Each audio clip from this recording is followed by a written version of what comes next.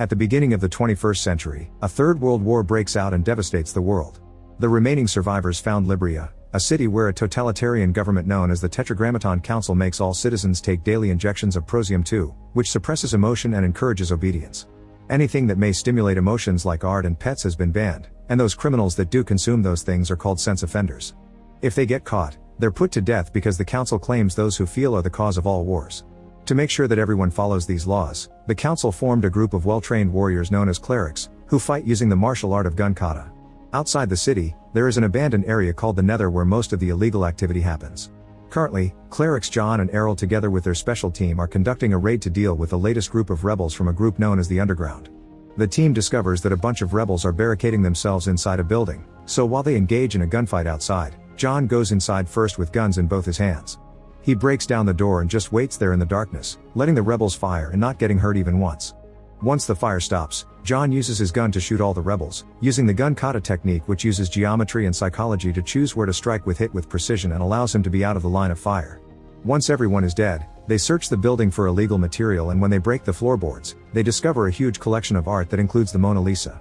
After they use a scanner to confirm they're real, John orders his men to set it all on fire. During their ride back to headquarters, John notices that Errol took a book and asks him why. Errol explains that the team tends to leave a thing or two behind, so he'll log this evidence himself to avoid trouble with the records. Meanwhile in the city, the leader father appears on screens everywhere reminding people to take prosium and that they've achieved peace thanks to the system, which gets him a cheer from the public. Father always appears on the screens, but nobody has seen him in person in a long while. When John arrives at headquarters, he immediately goes to see Vice Consul DuPont to give his report, which earns him high praise. DuPont wonders how a cleric has learned so well to sense when someone feels strong emotions, so John explains he's learned to think like his enemies. Then DuPont asks him about his family, and John very coldly tells him that his wife was arrested and incinerated for being a sense offender some years ago. DuPont scolds him for it, saying a cleric should be able to tell his own wife is a criminal. Afterward, John looks at a recording of the car and notices Errol acting suspiciously. He goes to look at the records and discovers Errol hasn't been logging any kind of evidence for weeks, including today's book. He decides to return to the Nether to look for him and finds him reading the book inside an abandoned church. When John confronts him, Errol laments that people have lost everything that makes them human, and when John points out that there is no war or murder now, Errol admits that he'd gladly pay the price to make humans feel emotions again. Then Errol tries to reach for his gun, but John is faster and kills him first. Before leaving, he covers Errol's face with the book. Afterward, John meets Brant, who will replace Errol as his partner and expresses his hopes to become as good as John. When John goes home, his son Robbie tells him that he saw a boy crying earlier and wonders if he should inform the authorities, so John says he should. Although they're father and son, Robbie calls John by his name instead of Dad. Later in the evening, a sleeping John dreams of the day his wife was arrested. When the officers stormed into his house, John quickly disarmed two of them, but he stopped fighting as soon as they told him his wife was a sense offender. On her way out, his wife kissed him and asked him not to forget her while their two kids watched. The next morning while getting ready, John accidentally drops his vial of prosium on the floor and it breaks. When Robbie notices this, he reminds his father to stop by the Equilibrium Center to get a replacement. However, when John arrives at the center, he discovers that it's temporarily closed because of terrorist activity and that people must go to the center in another sector to get their supply. At that moment, Brant comes to pick him up for a mission, so John decides to go with him without telling him about his lack of today's prosium. Then John and Brant go to see a woman named Mary and raid her house. John pushes Mary against the mirror, but he freezes when he's reminded of his wife. Luckily he recovers fast, and after Brant destroys the mirror because of its artistic frame, the officers demolish a wall to find a room filled with illegal objects. A desperate Mary takes a gun from an officer and aims it at John, so Brant tries to shoot her. However, John stops him, saying they can use her to get information about the underground. Afterward, Mary is taken to headquarters for interrogation. John asks her about the other rebels, but Mary ignores the questions and instead asks John about his purpose for living. John says his purpose is to keep their society running well, but Mary points out that it's circular logic. His purpose is only living to continue his existence. Before leaving, John watches the training of the recruits to put his mind at ease. That night, John does his injection and watches how Errol's body is incinerated. However, he wakes up realizing it was a nightmare. Feeling strange, he runs to the window and peels away the tint on the glass, allowing him to watch the sunrise for the first time. Such a beautiful sight makes him feel lots of emotions like awe, and when he realizes this, he rushes to the bathroom to grab the syringe gun. However, he can't bring himself to get the injection again. Then John leaves for work, but before entering headquarters, he drops a bunch of prosium vials on the ground to destroy them.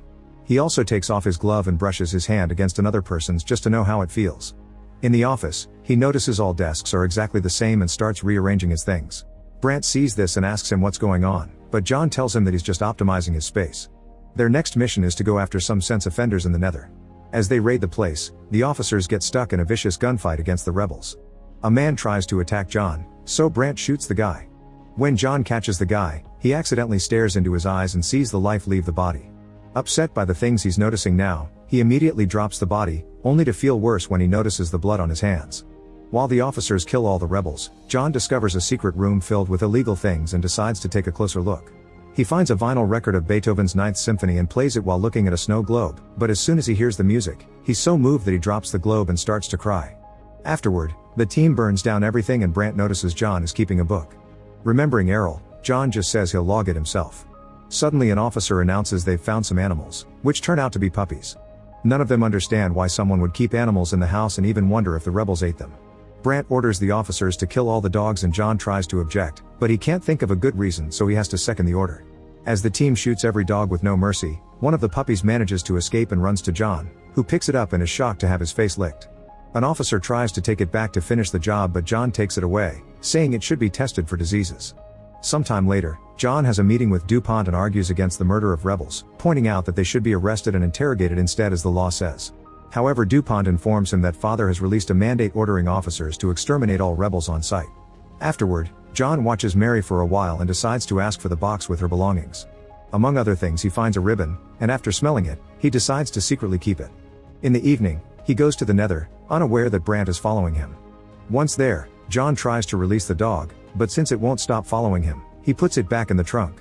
John even gives it his jacket and smiles at the little guy. At that moment, officers arrive at the area and surround him as they ask for an ID, which John left in his coat. They take the car keys from him and are about to open the trunk, only for an officer to recognize John and apologize for the trouble. Unfortunately, the puppy uses the moment to yelp, so the officers open the trunk and as soon as they see the animal, they make John get down on his knees. However, John attacks the officers, using their own weapons to kill them. There are more men waiting in the vehicle, so John attacks them as well, using the same technique to steal their weapons and kill them all in seconds. Then he leaves with the puppy. The next morning, John decides to hide his vials of prosium behind the bathroom mirror before going to work. Today he'll be training with his sword, and Brant comes by to join him, starting a friendly fight. Their skills are almost on the same level, and as they continue to exchange blows, Brant keeps on taunting John, saying he knows John can't stop thinking about the mysterious murders in the Nether. He says he's glad those officers are dead because now the council will order an acceleration on the defeat of rebels. The fight ends in a tie, and then the duo leaves to raid a new sector in the Nether. While the team searches the area and engages in another gunfight, John comes across a bunch of rebels but tells them to leave. The rebels fear that John will shoot them in the back, so he has to lead them down a corridor to find a place to hide. Soon they begin encountering officers, but John fights them all without hesitation, giving the rebels a chance to escape. After a fierce fight during which he kills all the officers, John goes looking for the rebels, only to discover they've been caught. Brant says he knew John would bring the rebels to him, then he asks him to shoot them all, even giving John his own weapon to do it. John takes it and after some hesitation, he gives the gun back to Brant, saying it will be better for him to hold on to his own weapon.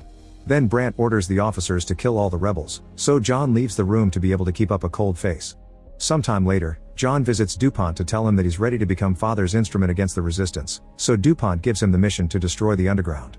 Then John goes to the morgue to apologize to Errol's body for doubting him. He also checks out Errol's belongings and discovers he had a lot of pictures. The one with the word freedom on it gets John's attention.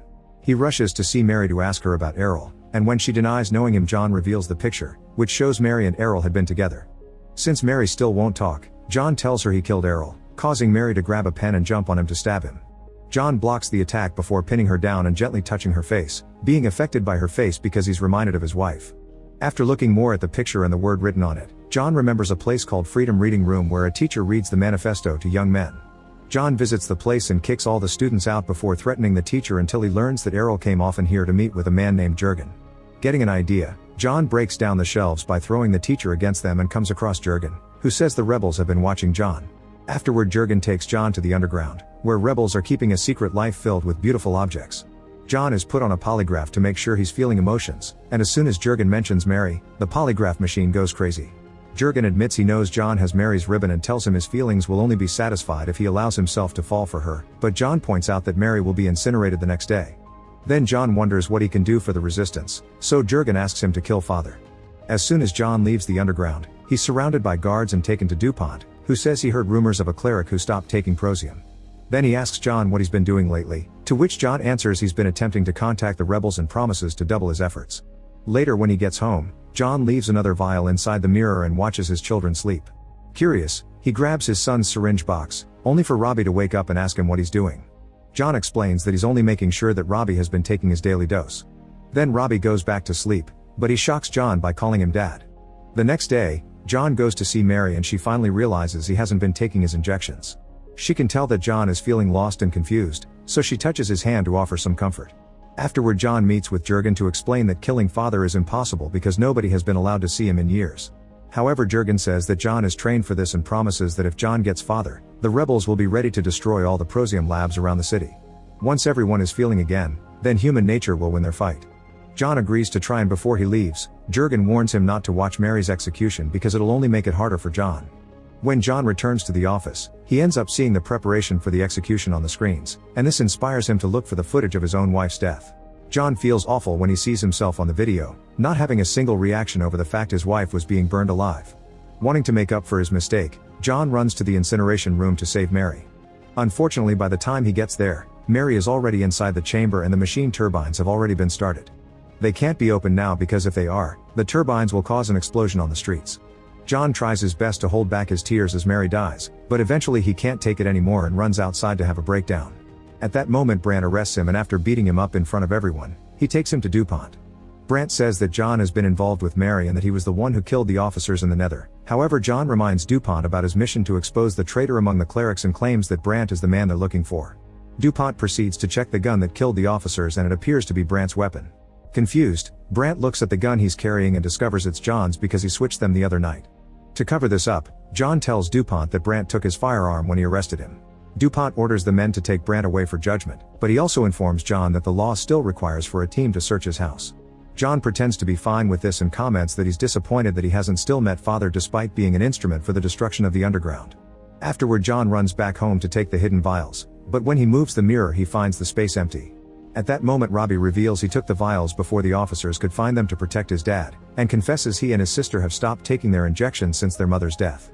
John gives them his blessing before leaving. Moments later, John meets up with the rebels to start a plan. He calls the council and informs them he's located the underground. Soon the officers come to arrest all the rebels, and John is considered a hero worthy of meeting with father. On the day of the meeting, the council makes John go through a test first. They make him hand in his weapons and connect him to a polygraph before asking him for the easiest way to take away a weapon from a cleric. Suddenly Brandt shows up and whispers, "You ask him for it." Then father appears on a screen, explaining that Brandt's arrest was part of an old plan. For years, father has been trying to infiltrate the underground, but he realized that he needed a man who would think and feel like the rebels. Father says John was the only man who could do that before revealing his real face. It turns out he's DuPont, who has been using recordings to hide the fact the real father died many years ago. The council elected him to replace father and continue his traditions. Furious over being tricked like this, John pulls out the guns he hid in his sleeves and starts shooting at everyone, using his great skill to kill them all in seconds. Then John tells DuPont that he's coming for him, and after shooting the screen, he leaves the room to go on a killing spree, shooting every single guard that dares to get in his way and leaving a massacre on his path. When he finally reaches DuPont, Brandt is there as the bodyguard. John proceeds to kill some more guards before going after Brandt, who grabs a sword so they can fight properly. Unlike their training, this time John fights seriously, and with just a few quick strikes, he kills Brandt by cutting off his face. Then DuPont grabs a gun and attacks John, who takes a gun from a dead guard and immediately defends himself. DuPont is a great fighter and at first can keep up with John, but soon John overpowers him and defeats him as he takes his gun. Desperate to survive, DuPont begs for mercy and confesses that he also feels emotions. However, John still shoots him in the head without remorse. Before leaving the building, John destroys the machines broadcasting father's messages. This is seen as a sign by the rebels, who immediately start bombing the Prosium factories all over the city. Now the locals can understand that it's time to fight against the system. Make sure to subscribe and turn on notifications so you can watch more videos like this. Thanks for watching.